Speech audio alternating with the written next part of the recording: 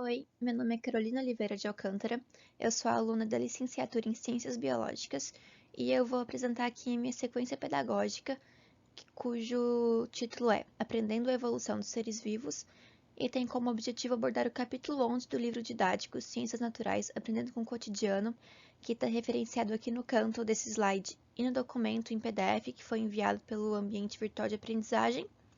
E os principais conteúdos a serem ensinados aqui são os fósseis, o estudo científico e registro de evolução, os conceitos de evolução, a explicação de Lamarck para evolução, a explicação de Darwin para evolução, a adaptação dos seres vivos ao ambiente como decorrência da evolução por meio da seleção natural, a seleção natural versus a seleção artificial, árvores filogenéticas e noção da concepção científica sobre a origem da vida. Na primeira aula, será trabalhado o tópico 1 do capítulo. Então, os alunos serão questionados se já viram um fóssil pessoalmente em museu, coleção particular, o que é aquilo, o que eles entendem daquilo. E se disponível no colégio, um fóssil pode ser levado também à sala de aula, para que os alunos observem como é que é o processo de mineralização de perto. A partir disso, vai ser trabalhado o conceito de evolução, no tópico 2, usando o fóssil do Archaeopteryx como exemplo. Então, o Archaeopteryx, também presente no livro, é o intermediário entre os dinossauros e aves, sendo que nesse exemplar aqui é possível observar características dos dois grupos. Então, isso fortalece a teoria de que esses dois grupos, as aves e os dinossauros, possuem ancestrais em comum e que podem ser considerados parentes, sendo que os dinossauros são os ancestrais das aves. E a partir disso, os alunos vão ter noções sobre a evolução da biodiversidade e importância dos fósseis, quando esses estão disponíveis, né, para o estudo da evolução dessa biodiversidade. Na segunda aula, vão ser trabalhadas as teorias de Darwin e Lamarck. Então, os alunos vão ser questionados se já ouviram sobre esses cientistas e o que sabem desses cientistas. Então, as teorias de cada um vão ser exemplificadas com imagens além das que estão no livro, e eu pretendo mandar como tarefa de casa, se possível, algumas questões do livro que também abordam isso, com algumas tirinhas e atividades bem lúdicas, imagens bem lúdicas para os alunos entenderem melhor o que esses dois estudiosos disseram sobre evolução. E com essa aula, o interessante é que a gente pode colocar vários exemplos, como esse das girafas, que é bem clássico, para comparar as teorias de Darwin e Lamarck.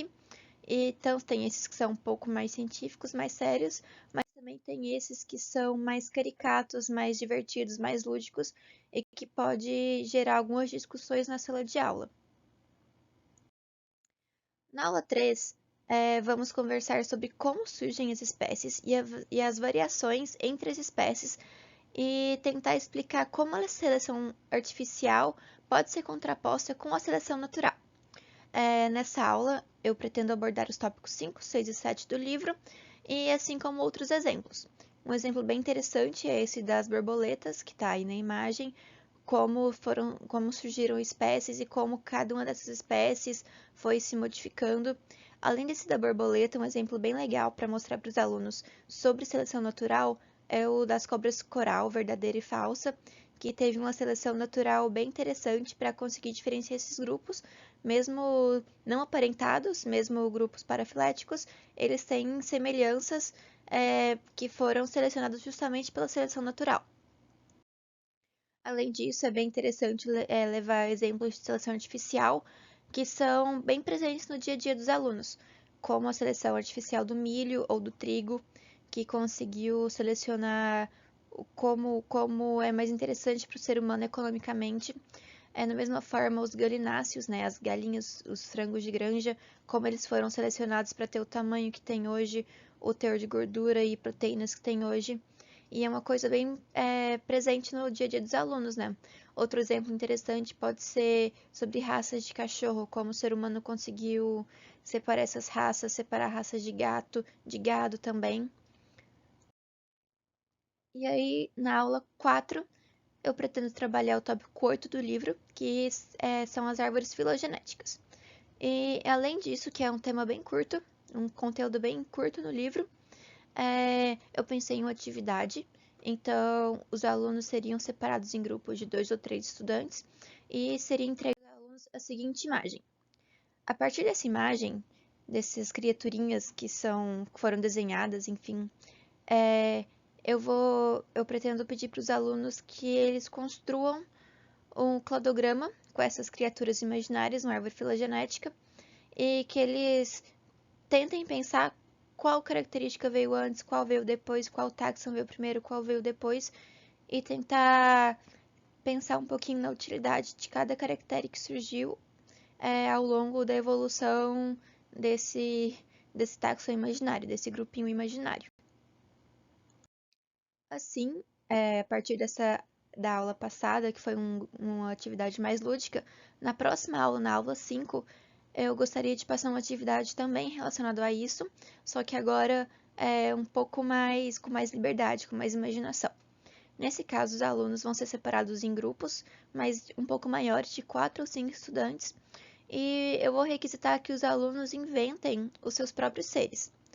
Então, assim como a atividade anterior, eles vão propor uma árvore filogenética para esses seres que eles inventaram, e nos momentos finais da aula, eu vou pedir que eles apresentem esses seres desenhados em cartolinas, com desenhos, colagens, enfim, como eles preferirem, e, e tentem explicar por que que os seres têm aquelas características ou não têm aquelas características, o que surgiu, o que foi perdido ao longo do tempo, e exemplificar como a seleção natural agiu ali, ou até mesmo a seleção artificial, já que eles podem pensar da maneira que quiserem nessa atividade.